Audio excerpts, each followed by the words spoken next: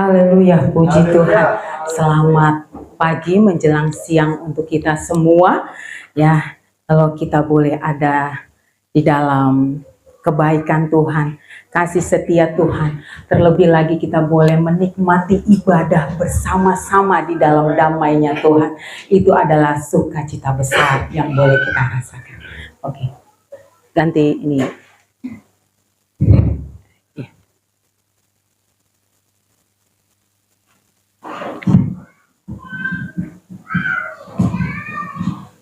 Puji Tuhan, saya boleh menikmati untuk ibadah pada hari ini, di mana saya boleh merasakan Tuhan hadir dalam ibadah kita.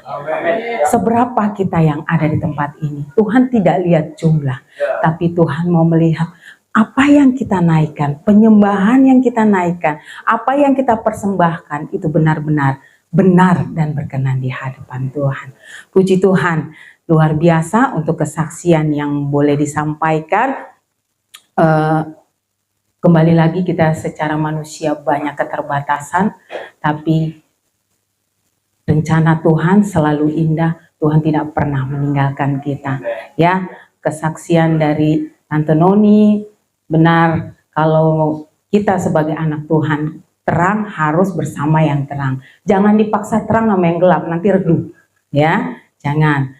Ya, karena visi misinya itu akan berbeda dan akan semakin berat. Kalau memang bisa, berarti memang rencana Tuhan. Ya, tapi segala sesuatunya jangan pernah mencobai Tuhan. Ya, saya bertanya, Tuhan, terlalu banyak kebaikan Tuhan, terlalu banyak firman yang Tuhan kasih dalam kehidupan saya secara pribadi. Terkadang apa yang Tuhan sampaikan itu benar-benar menegur saya. Tapi itu membuat saya juga merasakan maunya Tuhan, saya semakin benar, semakin dimurnikan, semakin dipulihkan. Dan ini juga firman yang boleh Tuhan berikan bagi kita semua pada siang hari ini, biarlah ini benar-benar menjadi hal yang benar-benar membuat kita jadi lebih baik dan mau dipulihkan. Ayat yang saat ini akan saya sampaikan terambil dalam Yesaya 55 ayat 10 sampai 11. Yesaya 55 ayat 10 sampai 11. Dua ayat yang terambil dalam kitab Nabi Yesaya. Kita tahu Nabi Yesaya Tuhan pakai di mana banyak penglihatan yang Tuhan berikan buat dia, dan itu dinyatakan dalam perjanjian baru. Ya, sudah dapat? Saya minta untuk semua jemaat bangkit berdiri, kita baca dua ayat ini secara bersamaan. 1, 2, 3.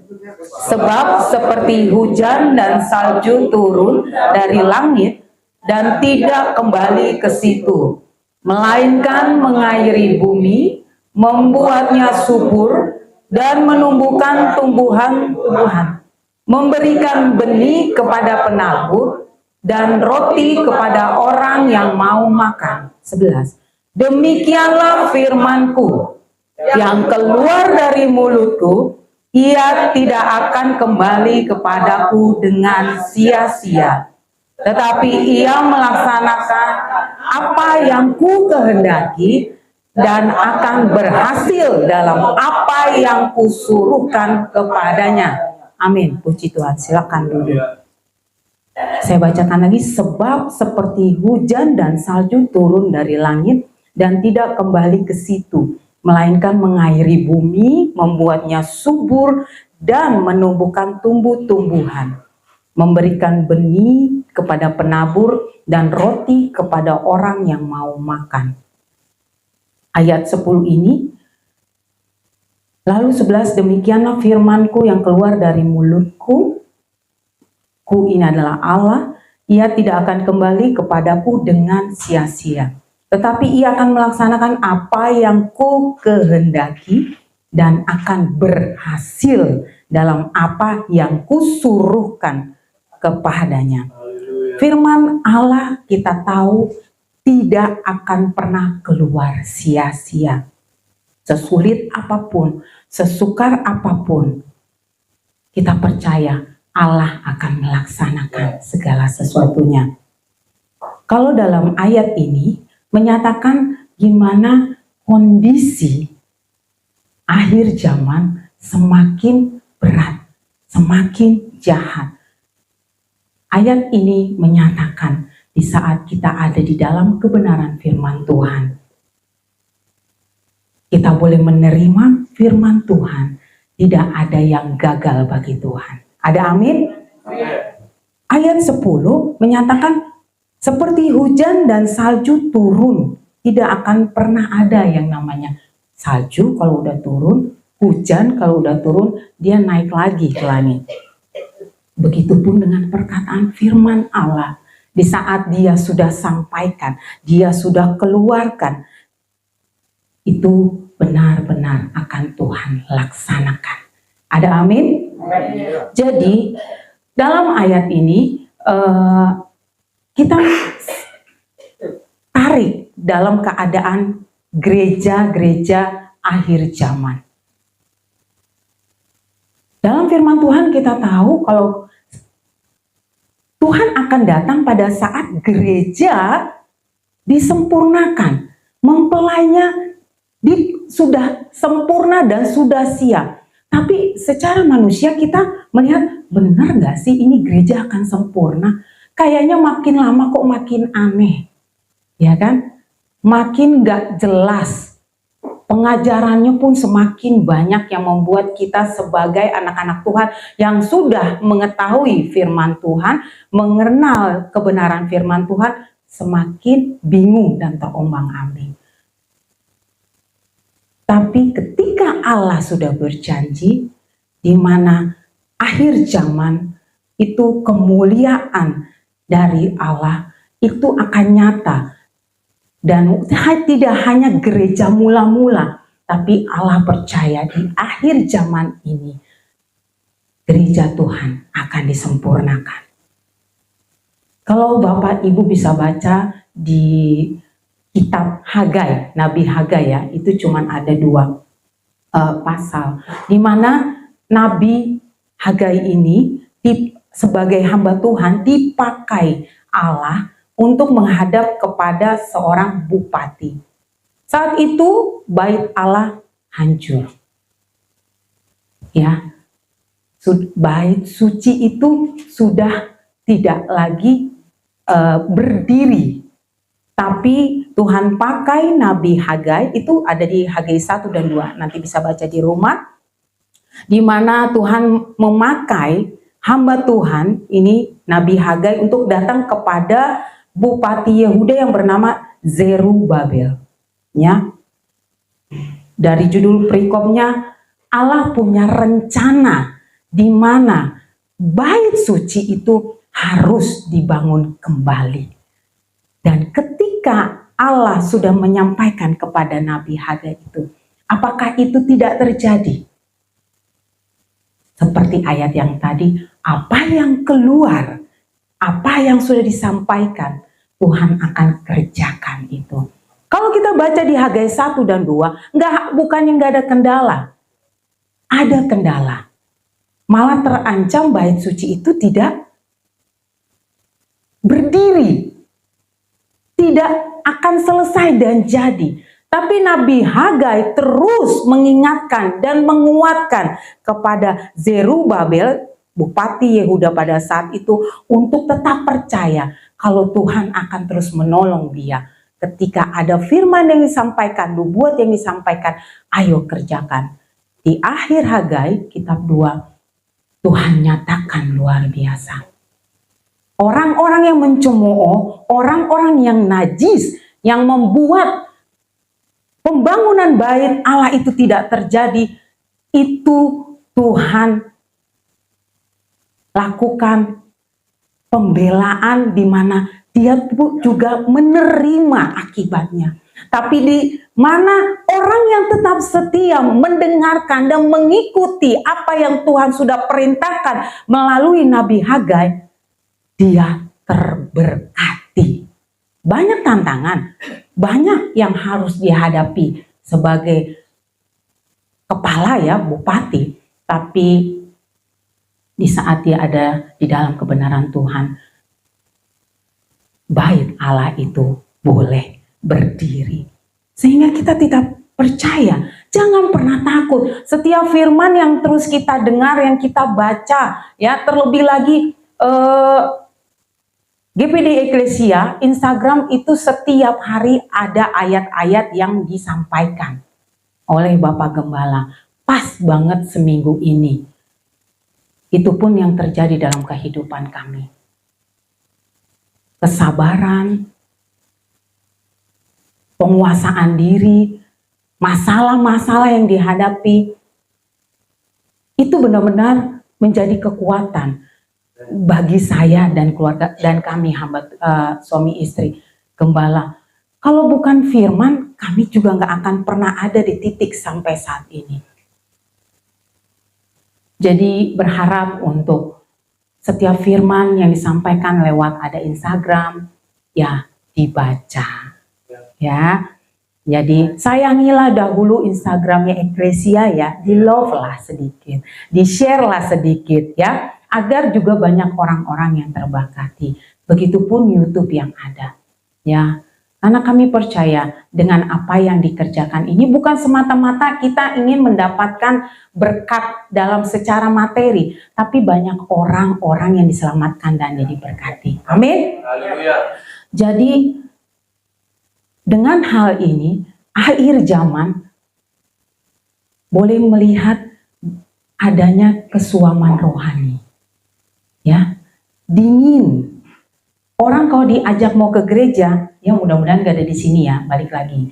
Ya, tidak ada di sini, tapi saya tidak tahu di mana. Ya, kalau diajak gereja, kayaknya nih kaki kayak dibelenggu gitu, terseret, berat, banyak aja kendalanya. Ya kan? Ada masalahnya A, B, dan C, ya. Tapi yang menang malah kadang-kadang ya si iblisnya ini, udahlah tinggal aja di rumah. Sehingga kerinduan kita kepada Allah itu semakin menurun, semakin dingin. Kasih itu sepertinya sudah mulai kendor. Berharap di tempat ini nggak ada ya. Kalau udah ada jam-jam ibadah, wah apalagi nih ya, kalau udah di-share di grup sama tim sekretariat, wih sudah ada semangat. Kalau bisa jangan terlambat. Ya, kalau kami juga mohon maaf sering terlambat karena keterbatasan. Kami berusaha untuk tidak terlambat. Tapi yang rumah udah deket di sini, ya, apalagi yang sudah ada di sini, ayo kita sudah mempersiapkan sebelum jam ibadah. Karena saya pernah disampaikan kepada Bapak Gembala, saya sering juga tertegur. Di saat ibadah itu mulai, Tuhan sudah hadir.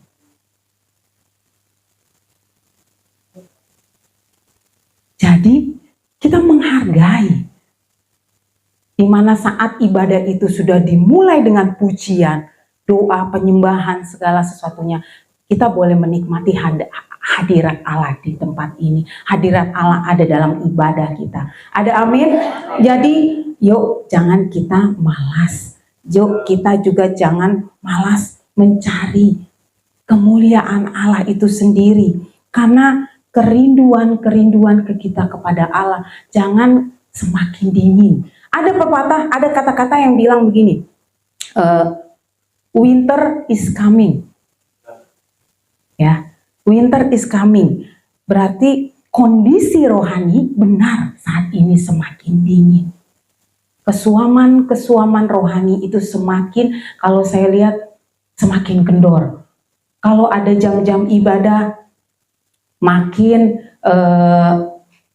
istilahnya ada banyak alasan lah yang terjadi. 10 hari akan kita laksanakan doa Pekan Pantekosta. Nyalakan roh itu. Nyalakan kasih itu, nyalakan lagi semangat itu. Kita mau di saat pencurahan Roh Kudus itu terjadi pemulihan dalam kehidupan kita. Dan jangan lupa doakan pelayanan di tempat ini. Karena pelayanan ini adalah milik kita bersama. Firman Tuhan yang disampaikan kepada Bapak Gembala dalam ibadah pemuda remaja English service ya sekarang, jadi sebulan sekali ada namanya English service. Jadi ya Inggris, jadi Sunday service ya. Jadi Bapak Gembala punya visi misi memang luar biasa untuk mengajarkan kita go internasional. Nggak ada yang mustahil begitu kan, seperti firman Tuhan katakan ya. Walaupun kita tidak memahami sepenuhnya, tapi saya yakin Roh Kudus akan memberikan translate dalam telinga kita, ya, memberikan hikmat dan pengertian, ya. Jadi kita harus ada sense belonging. Jadi rasa cinta kasih kita di dalam pelayanan Tuhan di tempat ini. Ada amin? Amin. Jadi apa yang boleh kita berikan itu kita jangan melihat ada si A, ada si B kok yang ngerjain, enggak. Tapi kita malah ini Tuhan yang punya. Saya mau memberikan pelayanan yang terbaik, ya. Kita boleh merasakan itu kalau kita adalah keluarga di dalam Tuhan, di dalam eklesia tempat ini. Jadi biarlah kita boleh mengerti harus ada yang namanya ibadah sejati. Apa itu ibadah sejati? Ibadah sejati adalah bentuk persembahan dan pemuliaan kita kepada Tuhan dalam kehidupan kita. Jadi kita boleh menunjukkan kesetiaan kita dan kasih kita kepada Tuhan yang sudah luar biasa, boleh kita nikmati sampai saat ini. Jadi ayo, jangan kita semakin kendor seperti murid-murid Yesus. Murid-murid Yesus pun merasakan hal itu. Sudah tahu, sudah Tuhan sampaikan kalau saya akan mati dan bangkit. Ada kata-kata bangkit. Cuman kita tahu dalam Injil dikatakan setelah Yesus mati, murid-murid Yesus itu malah kualitas rohaninya kendor. Ya kan? Malah dia kembali dalam pekerjaan lamanya. Dan tidak yakin apa yang sudah disampaikan, firman yang sudah disampaikan itu akan terlaksana dan tidak akan kembali dengan sia-sia. Tapi dengan hal itu Tuhan tahu dia datang kembali untuk mengingatkan, menguatkan kepada murid-murid Yesus. Yesus bangkit dan datang kepada murid-murid itu. Saya yakin mereka seperti tidak mengenal karena apa. Yesus sudah naik ke surga, dia sudah memakai tubuh yang baru. Sehingga pada saat dia kembali menunjukkan lagi kepada murid-muridnya, seharusnya kalau dia benar-benar dekat, kalau dia benar-benar merasakan Yesus itu adalah Tuhan dan secara pribadi dia mengenal pribadi Tuhan, dengan tubuh yang berbeda pun dia tahu itu Yesus. Begitupun kita. Di saat nanti kita akan kembali dan naik di surga, kita akan menggunakan tubuh yang baru. Kami berharap kita semua boleh ada di tempat itu. Jadi kalau kita boleh ada, walaupun dengan tubuh yang berbeda. Saya tahu nih sifatnya nih Bapak Gembala nih, walaupun tubuhnya mungkin lebih ganteng dari yang ini ya, sekarang ataupun yang lain. Saya merasa, wah dia adalah Bapak Gembala. Lalu nanti di sana saya bilang, wah ini kayak gelagat-gelagatnya suaranya semangat-semangat nih. Penyembahannya, pemulihannya, wah ini Tante Imelda. Saya tahu dengan tubuh yang baru itu Tante Imelda bersuka cita ada di dalam Tuhan di sorga bersama-sama. Jadi itu yang mau Tuhan nyatakan, kita jangan pernah ragu apa yang sudah Tuhan sampaikan dalam firman, Tuhan perkatakan, itu akan benar-benar terlaksana. Jadi firman Tuhan tidak akan pernah gagal. Ada amin? Amin. Murid Yesus, dia juga manusia, dia terbatas. Tapi Tuhan tidak mau mereka kendor dalam kualitas imannya. sehingga dia datang lagi kembali untuk menguatkan kita. Begitupun juga Tuhan, di saat Tuhan Yesus naik ke surga, dia memberikan apa kepada kita? Roh Kudus itu sebagai penghibur, sebagai kekuatan bagi kita, sehingga di saat kita lemah, kita terus ada di dalam Tuhan, diingatkan lagi di dalam Tuhan. Jadi dalam Yesaya 55 ayat 10, sebab seperti hujan dan salju turun dari langit dan tidak kembali ke situ, melainkan mengairi bumi, membuatnya subur dan menumbuhkan tumbuh-tumbuhan, memberikan benih kepada penabur dan roti kepada orang yang mau makan. Ayat firman ini benar menyatakan, di saat Tuhan sudah menurunkan berkat itu, Tuhan mau melakukan pentahiran. Dia langsung mengairi bumi. Jadi ada pemulihan, menumbuhkan tumbuh-tumbuhan, memberikan benih kepada penabur. Jadi berkat Tuhan di saat dia turun tidak di situ saja, tapi itu terus mengalir sehingga terjadinya ada pemulihan, pentahiran dalam setiap kehidupan kita. Begitu yang maunya Tuhan kerjakan, Allah kerjakan untuk gereja-gereja akhir zaman saat ini. Sulit secara manusia, tapi bagi Allah itu tidak ada yang mustahil. Ada amin. Kita percaya gereja Tuhan di akhir zaman, kita anak-anak Tuhan akan disempurnakan, akan dipulihkan. Bagaimana caranya bukan urusan kita, tapi urusan Allah. Dan kita boleh terus mau peka akan kehendak Tuhan. Kita tahu juga ada dalam pentahiran ini atau dalam Injil itu ke-10 orang kusta. Coba kita baca di Lukas 17 ayat 11 sampai 19. ke-10 orang kusta. Injil Lukas 17 ayat 11 sampai 19, saya baca.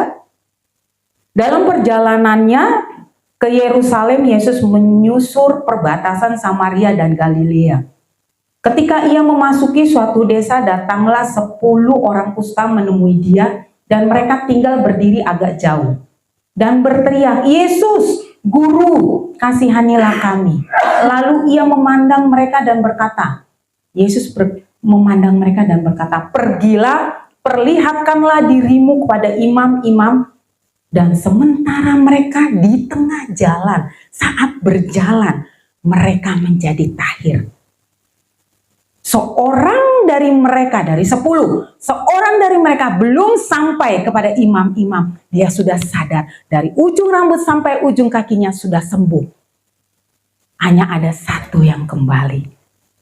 Seorang dari mereka ketika melihat bahwa ia telah sembuh, kembali sambil memuliakan Allah dengan suara nyaring, lalu tersungkur di depan kaki Yesus dan mengucap syukur kepadanya. Orang itu adalah seorang Samaria.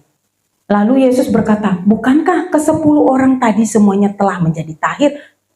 Yesus tahu 10 orang itu sudah dia sembuhkan. Di manakah yang 9 orang itu? Tidak adakah di antara mereka yang kembali untuk memuliakan Allah selain daripada orang asing ini? Orang Samaria kita tahu adalah orang asing, ya. Lalu ia berkata kepada orang itu, "Berdirilah dan pergilah, imanmu telah menyelamatkan engkau." 10 orang kusta dalam ayat ini menyatakan di mana orang-orang yang berjalan tanpa adanya pengharapan. Dia sudah disingkirkan, diasingkan dalam keluarganya dan apalagi dalam masyarakat kota itu. Dia tinggalnya di pinggir. Dan hanya tinggal menunggu waktu mereka akan mati. Itu orang-orang yang tidak ada dalam pengharapan. Tapi di saat mereka memanggil, "Yesus, Guru, kasihanilah kami." Mereka tahu Yesus itu akan bisa menyembuhkan mereka.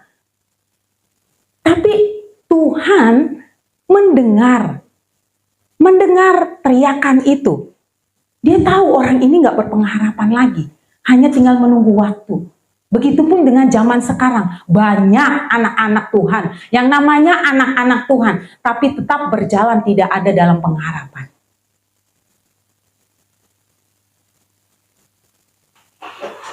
Tetap percaya.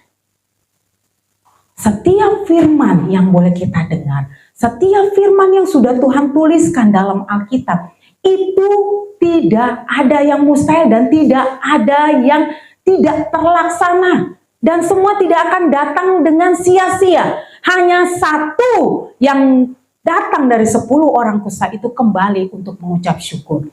Apakah kita merasakan sudah banyak Tuhan kasih, sudah berkali-kali Tuhan menolong, berkali-kali Tuhan angkat, berkali-kali Tuhan pulihkan. Adakah ucapan syukur dalam kehidupan kita, dalam penyembahan kita, dalam mulut kita, dalam kehidupan kita? Tuhan mau kita kembali lagi kepadanya, kembali bersyukur, berterima kasih, di mana Tuhan sudah berkali-kali memulihkan, mentahirkan, memurnikan kehidupan kita. Tapi kadang kita nggak kuat dan malah kadang-kadang di saat kita sudah ada di dalam titik doa yang sudah Tuhan jawab, kita lupa.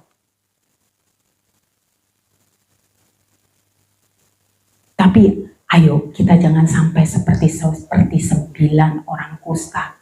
Di saat kita sudah waktu itu ada di dalam, orang yang tidak ada dalam pengharapan udah putus, udah gak ngerti lagi harus kemana jalannya.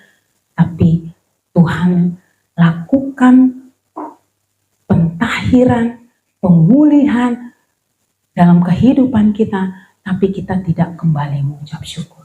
Jangan. Ya, Tuhan mau kalau kita itu terus berdekatan, terus intim. Karena dia mau kita itu sama-sama berada di surga, memuji, memuliakan dia.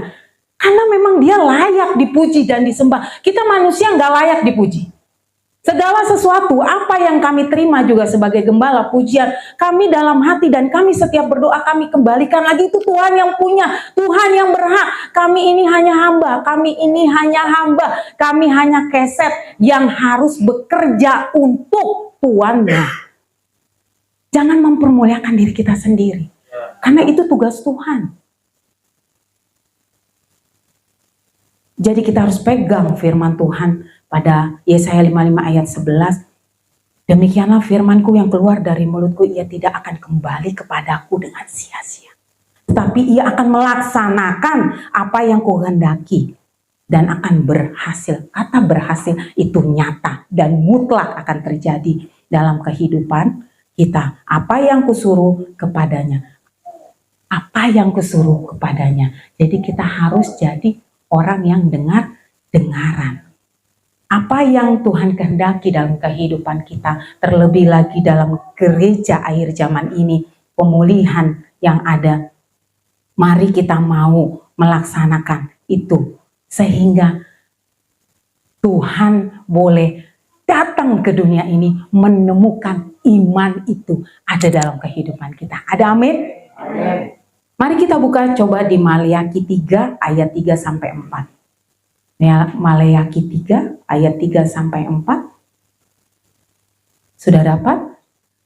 Ia akan duduk seperti orang yang memurnikan. Ia itu adalah Allah. Dia duduk seperti orang yang memurnikan, mentahirkan perak. Dan ia mentahirkan orang Lewi. Lewi adalah orang-orang hamba Tuhan. Menyucikan mereka seperti emas dan seperti perak, supaya mereka menjadi orang-orang yang mempersembahkan korban yang benar kepada Tuhan. Ia duduk. Dia mengambil posisi yang baik untuk memurnikan kita, untuk mentahirkan kita sebagai anak-anak Tuhan, sehingga menjadi korban persembahan yang benar di hadapan Tuhan. Lalu ayat 4, maka persembahan Yehuda dan Yerusalem akan menyenangkan hati Tuhan, seperti pada hari-hari dahulu kala dan seperti tahun-tahun yang sudah.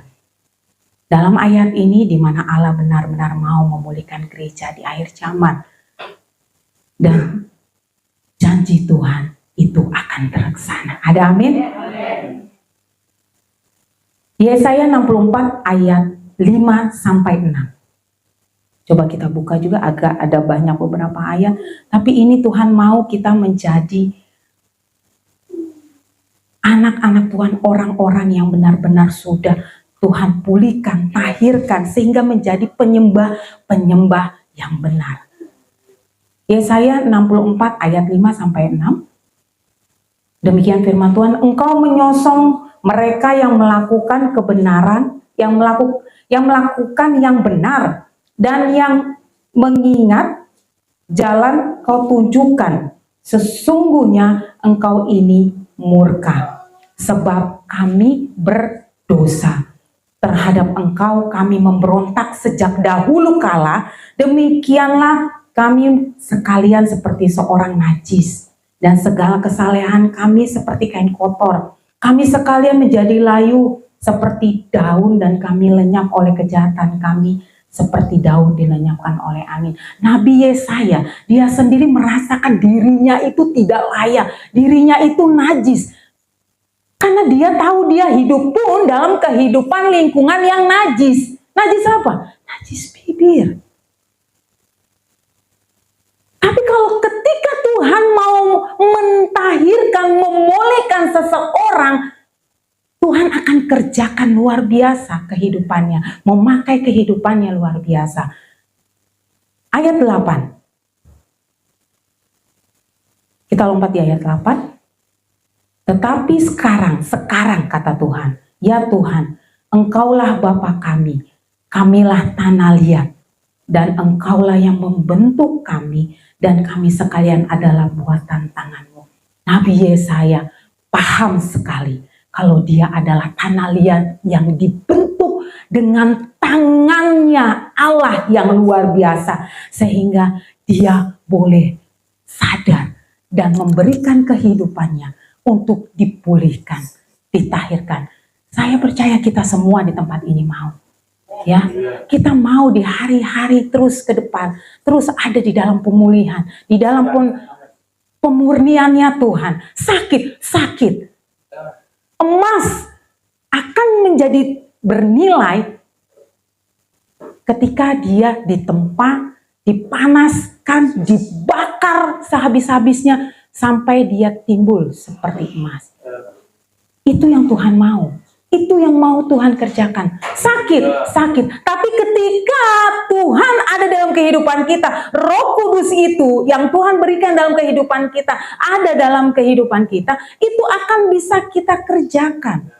Tuhan yang memampukan, Roh Kudus itu yang memampukan. Jadi jangan pernah berpikir gini, gak mungkin Tuhan memulihkan saya, gak mungkin perekonomian saya berubah, gak mungkin saya bisa menjadi lebih baik. Kita ciptaan Tuhan. Kita dibentuk oleh Tuhan. Tangan yang sama yang akan memulihkan kita. Tangan yang sama, dia tahu mana yang harus diperbaiki dalam kehidupan kita. Mana yang rusak. Dia adalah Allah yang luar biasa, yang bisa memperbaiki kekurangan kita, kerusakan kehidupan kita, yang mungkin kita anggap kita ini udah gak berhak, udah gak layak Tuhan. Saya udah najis bibir, saya udah najis pikiran, udah segala sesuatunya. Tapi kalau Tuhan sudah tunjuk kita untuk ditahirkan, dipulihkan, jangan pernah memberontak.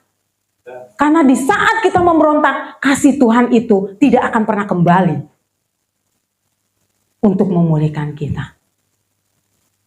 Jadi percayakan, kalau tangan yang sama, tangan penjungan itu yang memulihkan, memperbaiki lagi.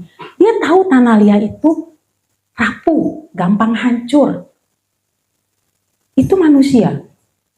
Perkataan orang, perbuatan orang, sakit buat kita, hancur.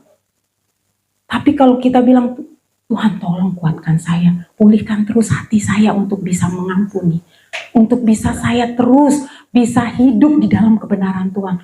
Tuhan tidak akan pernah Tuhan tidak akan pernah meninggalkan kita.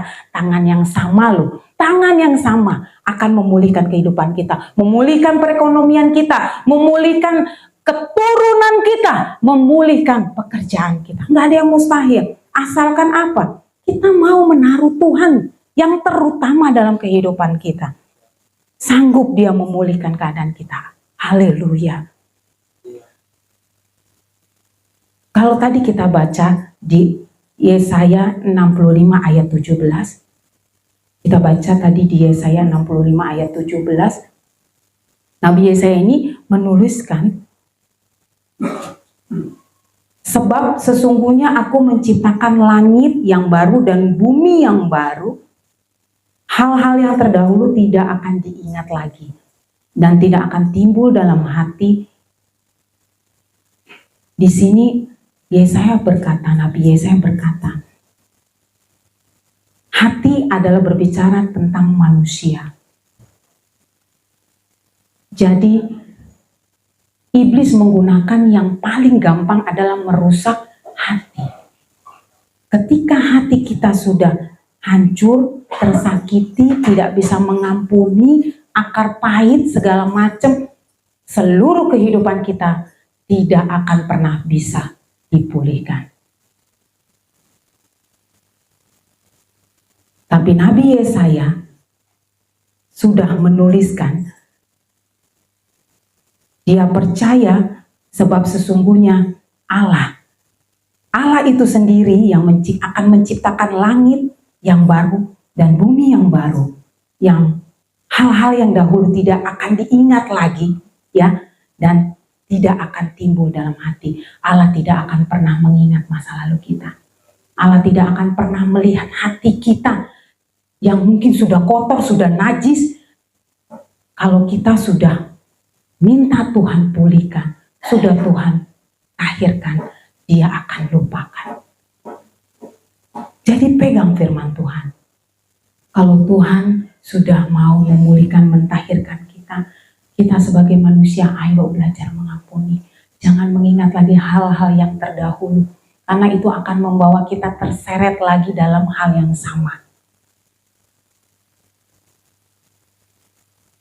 Yang disampaikan, yang dituliskan dalam Nabi Yesaya tadi, itu ternyata juga tertulis.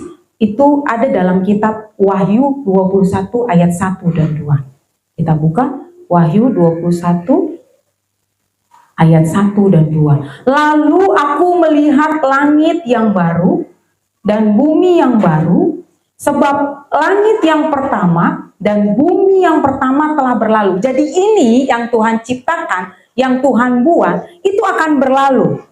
Ya, dan laut pun tidak ada lagi. Karena Allah akan menciptakan langit yang baru, ciptaan baru.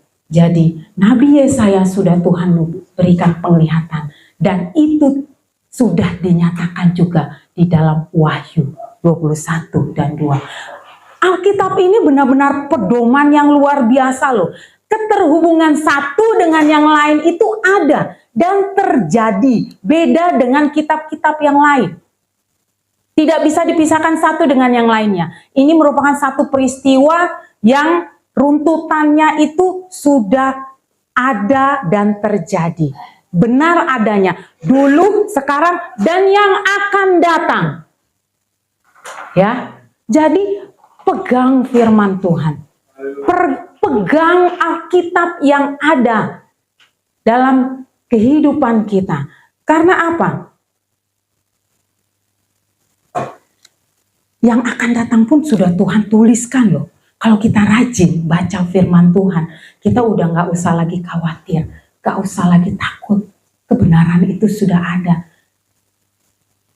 Perperangan, perpecahan, penyesatan, itu semakin banyak. Tapi di saat kita pegang kebenaran firman Tuhan, kita tetap kuat ada di dalam firman Tuhan, kita tidak akan goyah. Kita ada di dalam iman yang benar.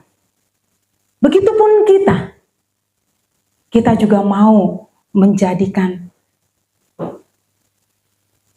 pelayanan yang terbaik buat Tuhan. terkadang kita boleh melihat nggak Kristen aja ya, maksudnya dengan keadaan yang sekarang. Tapi kalau kita benar-benar pegang kebenaran firman Tuhan itu, Tuhan sudah bilang, Tuhan sudah katakan akan ada pengajaran-pengajaran sesat. Tapi di saat kita tetap ada dalam pegangan yang benar, iman yang benar, dan kita tidak akan pernah digoyahkan dengan hal-hal yang gak sesuai dengan kebenaran firman Tuhan. Apa itu? Tentang apa? Persepuluhan. Mau dia berkata A, B, dan C, tetap pegang kebenaran firman Tuhan. Urusan dia menjelaskan dengan hal-hal seperti itu. Tapi yang kita tahu sudah tertulis. Apa yang menjadi milik Tuhan, berikan kepada Tuhan. Tuhan itu sebetulnya bukan yang minta loh, bukan orang dia yang punya berkat, dia yang memberikan. Yang Tuhan lihat adalah kesetiaan kita. Tapi jangan pakai perpuluhan itu untuk kita minta Tuhan pasti akan kembalikan 100%, 200%. Jangan, nggak beda jauh sama Gunung Kawi. Kalian diberkati, saya yakin masih banyak yang belum kasih persepuluhan, maaf. Ya. Tapi kami tidak menuntut. Itu hubungan kita sama Tuhan loh. Haleluya. Kalau Bapak Ibu ada tertanam dalam eklesia, kembalikan milik Tuhan ke eklesia. Bukannya kami memaksa, bukan. Kita mau diberkati, bertumbuh, berbuah di sini. Saya pernah ditanya, Bu Gembala, saya mau tanya tentang perpuluhan. Oke, begini-begini. Tapi kalau saya berikan perpuluhan ini ke tempat lain, bagaimana? Saya nggak bisa berkata-kata. Saya pikir perpuluhan sama, ya kan? Mau kemana aja, yang penting dia sudah serahkan kepada Tuhan. Saya hanya bilang, berdoa kemana Tuhan tunjukkan. Tapi satu yang mau saya sampaikan, di mana Anda melayani, di mana Anda bertumbuh, di mana Anda disiram oleh gembala, ya, sehingga Anda terberkati dalam pekerjaan, disitulah Anda mengembalikan. Tapi dia tidak melaksanakan. Kami nggak marah lah, karena kami pikir ya itu juga kan haknya jemaat. Kembali lagi setelah setahun berlalu,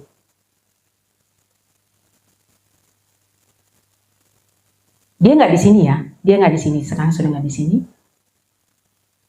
Dia menangis dan menyesal banyak hal yang Tuhan ambil dalam kehidupannya. Saya hanya bisa berdoa, minta ampun sama Tuhan, tunduk sama Tuhan, setia di tempat yang Tuhan tunjukkan, melayani di tempat itu. Tuhan tidak lihat nilai, Tuhan tidak lihat ukuran apa yang kau kasih, tapi Tuhan mau lihat kau tuh sudah saya taruh di sini, setialah di sini. Kalau ada duri di situ jangan ngambek. Ayo memperbaiki diri. Paulus saja merasakan ada duri dalam daging, tapi dia tidak ngambek, tidak meninggalkan pelayanan, tapi dia tetap setia. Karena dia mau raih mahkota itu, dia mau raih kemuliaan yang akan Tuhan berikan dalam kehidupan dia. Jadi jangan ikut-ikutan dengan pemikiran ataupun hikmat sendiri. Jangan, ya. Pegang firman Tuhan. Apa yang sudah kita pahami, yang sudah disampaikan, yang sudah dijelaskan, ayo kita laksanakan untuk Tuhan, bukan untuk kami gembala. Bukan. Karena semua yang kami kerjakan untuk pelayanan Tuhan di tempat ini. Kami pun juga takut sekali. Tapi di saat Tuhan kalau menyatakan harus melakukan sesuatu walaupun saya agak maju mundur. Tapi kadang di saat setelah berdoa saya harus melakukan apa ya? Ternyata saya harus begini. Gak tahu apa yang akan terjadi. Tapi itu Tuhan mau menyatakan sesuatu yang harus diperbaiki. Sering gak terjadi dalam kehidupan kita? Sering.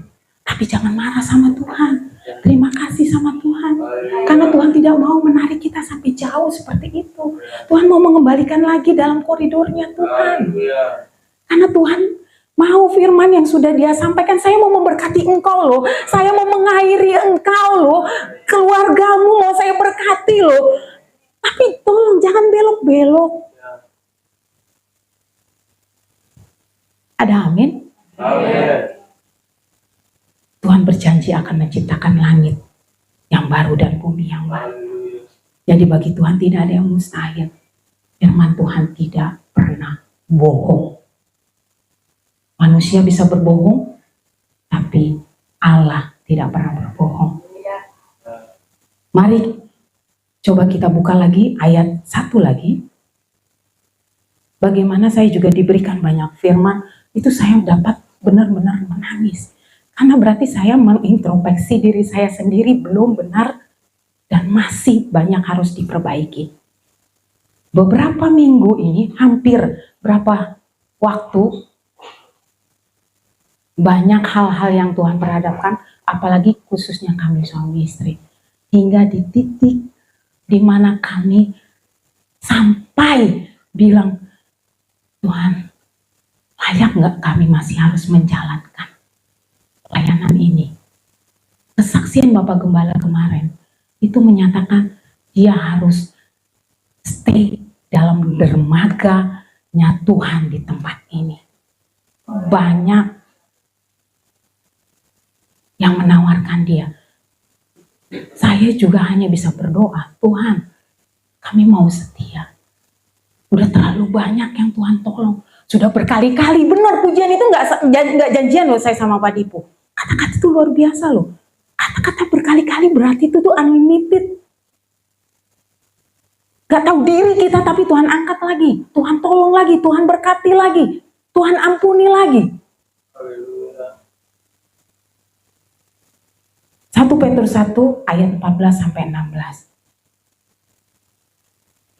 Ini yang Tuhan ingatkan kepada saya. Dan saya juga berharap ini juga boleh ada dalam kehidupan kita. 1 Petrus 1 ayat 14 sampai 16.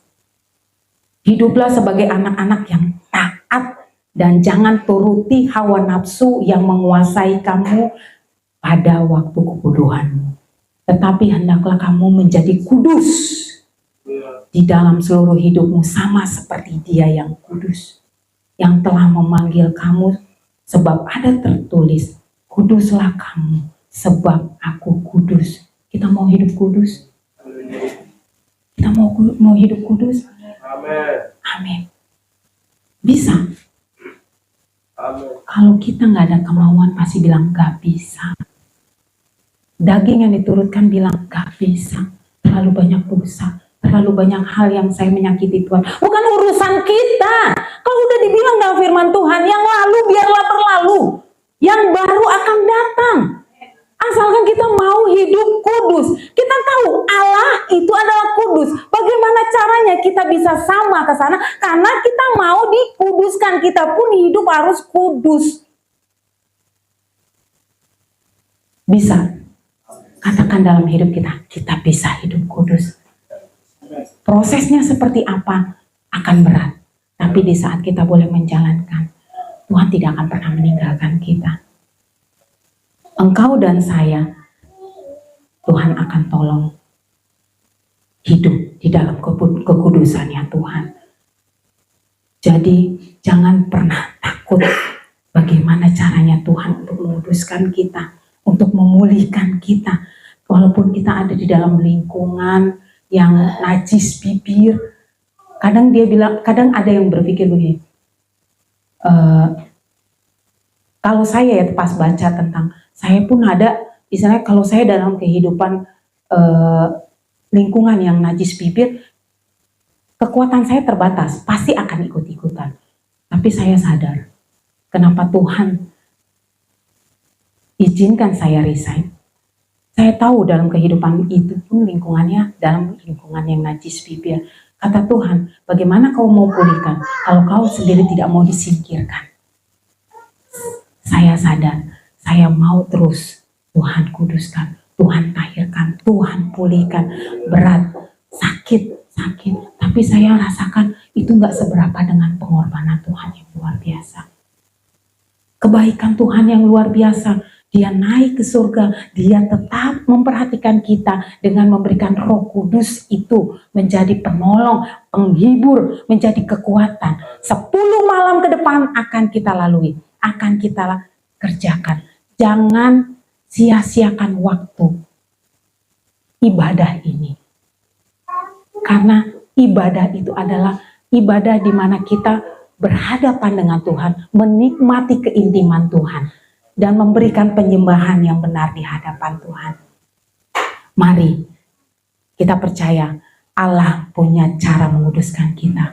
Allah punya cara untuk memulihkan, memperbaiki pelayanan di tempat ini. Saya amat sangat percaya. Tuhan mau menguduskan juga ibadah di tempat ini. Tuhan mau kita semua, jemaat-jemaat eklesia di tempat ini, menjadi penyembah-penyembah yang benar di hadapan Tuhan. Penyembah yang ada di dalam roh dan kebenaran. Ayat penutup, Yohanes 4 ayat 23. Di saat Tuhan sudah mau memulihkan, di saat Tuhan sudah mau menguduskan kita, Dia mau kita ada di dalam roh dan kebenaran itu sendiri. Yohanes 4 ayat 23. Tetapi saatnya akan datang dan sudah tiba sekarang bahwa penyembah-penyembah benar akan menyembah Bapa dalam roh dan kebenaran, sebab Bapa menghendaki penyembah-penyembah demikian. Marilah kita mau menjadi orang yang sudah Tuhan pulihkan, murnikan, lalu Tuhan kuduskan, dan kita ditarik lagi di dalam penyembah-penyembah yang di dalam roh dan kebenaran itu sendiri. Ingat, di saat kita menyembah, jangan ada kepalsuan. Tuhan tahu dalam isi hati kita.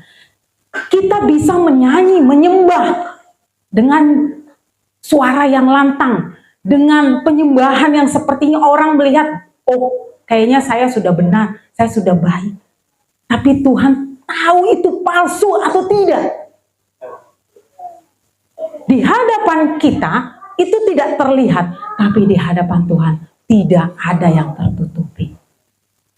Mari kita menjadi penyembah-penyembah yang benar. Penyembah-penyembah yang tidak ada dalam kepalsuan. Orang yang hidup di dalam kebenaran Tuhan. Karena kita percaya Tuhan lagi sedang memurnikan, menyempurnakan gereja di akhir zaman. Yang di dalamnya itu adalah kita semua penyembah-penyembah yang benar di dalam roh dan kebenaran itu sendiri. Pegang firman Tuhan, pegang kebenaran itu, pegang apa yang menjadi Tuhan janjikan dalam kehidupan kita. Apa yang sudah Tuhan sampaikan, Tuhan sudah nyatakan, sudah Tuhan keluarkan, itu tidak akan kembali dengan sia-sia. Tuhan akan laksanakan sampai berhasil. Tidak hanya selesai, tapi berhasil. Puji nama Tuhan. Biarlah semua kemuliaan hanya bagi Tuhan. Mari pandang terus Yesus, pegang terus kebenaran firman Tuhan, mau kita dipulihkan, dimurnikan, sehingga kita terus ada dalam kekudusannya Tuhan, menjadi penyembah-penyembah yang benar. Tuhan Yesus memberkati.